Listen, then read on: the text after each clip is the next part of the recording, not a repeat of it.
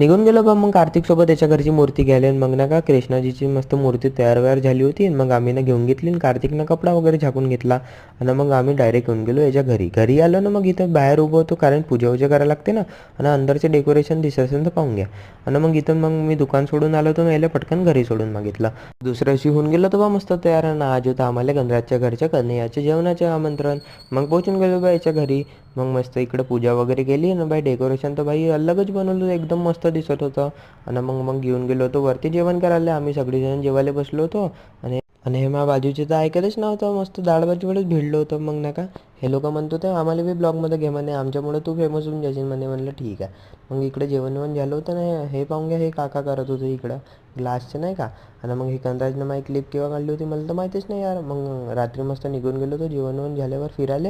आणि हे पाहून घ्या नागपूर सिटीमध्ये का दिसून गेलं मला समजलंच नाही. तुम्ही सांगा बरं कमेंट बॉक्समध्ये का